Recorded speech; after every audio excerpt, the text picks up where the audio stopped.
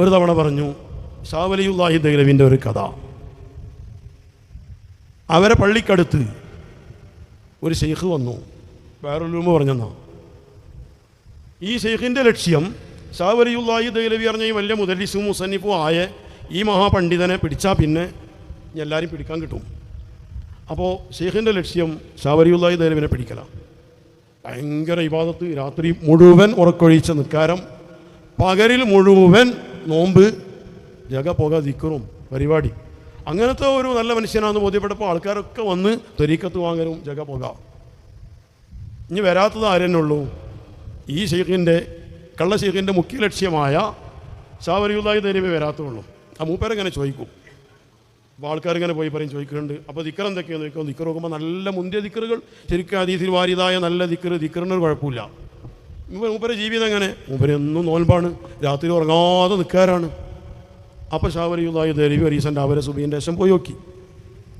അപ്പോൾ ചെന്ന് ദിക്റൊക്കെ പറഞ്ഞെടുത്ത് വെച്ച് ഇജാസത്ത് തരണമെങ്കിൽ ഇത് കുടിക്കണം എന്ന് പറഞ്ഞു. അപ്പോൾ മൂപ്പര് സൂക്ഷിച്ച് നോക്കിയപ്പോൾ സംഗതി ലഹരി പദാർത്ഥമാണ്, മദ്യമാണ്.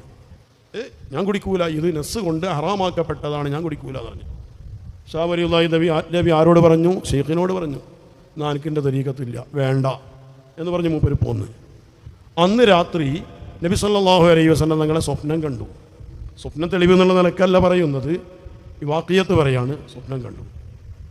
അപ്പോൾ ഒരു റൂമിനുള്ളിൽ നബി സല്ലല്ലാഹു അലൈഹി വസല്ലം തങ്ങളുണ്ട്, അബൂബക്കർ സിദ്ദീഖ് റളിയല്ലാഹു അൻഹു ഉണ്ട്, ഉമർ റളിയല്ലാഹു അൻഹു ഉണ്ട്. പക്ഷെ ആ റൂമിൻ്റെ പുറത്ത് ഈ പറഞ്ഞ ഈ മദ്യം കൊടുത്ത ഷെയ്ഖുണ്ട്.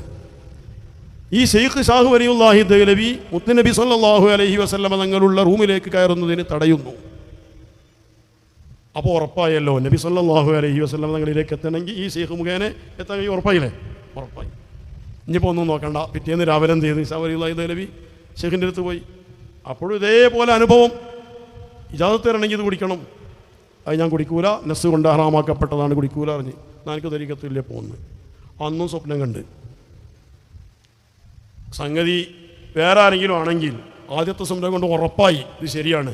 ഇനിയിപ്പോൾ കള്ളുടിക്കൽ ഹറാമില്ല, ഷെയ്ഖ് പറഞ്ഞാൽ ഹറാമില്ല എന്നാണ് മനസ്സിലാവില്ലേ? ഷെയ്ഖ് പറഞ്ഞാൽ കള്ളുടിക്കൽ ഹറാമില്ല എന്നാണ് മനസ്സിലായി. എന്താ ഇപ്പോൾ കാട്ടുക? മനസ്സിലാവും. പക്ഷേ മൂപ്പരെ ഇൽമ കൊണ്ട്, മാരിഫത്ത് കൊണ്ട് രക്ഷപ്പെടാൻ കഴിഞ്ഞു. പിറ്റേന്ന് സ്വപ്നം കണ്ടു. സ്വപ്നം കണ്ടപ്പോൾ ഈ ഷെയ്ഖ് ഇതേപോലെ തടയുന്ന റൂമിലേക്ക് കയറാൻ സമ്മതിക്കണില്ല. അവിടെ നിന്നാണ്ട് കരഞ്ഞ് ഷാ വലിയുല്ലാഹ് കരഞ്ഞപ്പോൾ സിദ്ദീഖുൽ അക്ബർ റളിയല്ലാഹു അൻഹു പുറത്ത് വന്ന് എന്ത് ഈ കരയണം? ഈ ഷെയ്ഖ് എന്നെ റസൂലുള്ളാഹി സ്വല്ലല്ലാഹു അലൈഹി വസല്ലം തങ്ങളിലേക്ക് കയറാൻ അനുവദിക്കണില്ല എന്ന് പറഞ്ഞപ്പോൾ ഇത് ഹബ് യാ കൽബ് എന്ന് പറഞ്ഞിട്ട് ഷെയ്ഖിനെ ഒരു അടിയാണ് കൊടുത്താൽ സിദ്ദീഖുൽ അക്ബർ റളിയല്ലാഹു അൻഹു. ഇതോടെ നബി സല്ലല്ലാഹു അലൈഹി വസല്ലം തങ്ങളിലേക്ക് ഷാ വലിയുല്ലാഹിക്ക് കയറാൻ കഴിഞ്ഞു. പിറ്റേന്ന് രാവിലെ വന്ന് നോക്കുമ്പോൾ ഷെയ്ഖും കാണാനില്ല, ഷെയ്ഖിൻ്റെ ആ വെച്ചിട്ട് പേരെയും കാണാനില്ല. അപ്പോൾ അപ്പുറത്തൊരു ചായക്കടക്കാരുണ്ട്, അയാളോട് ചോദിച്ചു ഇവിടുത്തെ ഷെയ്ഖ് ഇവിടെ പോയി. അറിയില്ല. ഇപ്പോൾ വല്ല നായത്തെ പോകണ കണ്ടില്ല, ഒരു നായ ഇവിടെ നിന്ന് പായണ കണ്ടീനി അറിഞ്ഞ്. ശരിയല്ലേ? ഈ വിധത്തിൽ പല അത്ഭുതങ്ങളും തോന്നിപ്പിക്കാൻ ശൈത്താന് സാധിക്കുമെന്ന് നമ്മൾ മനസ്സിലാക്കുക.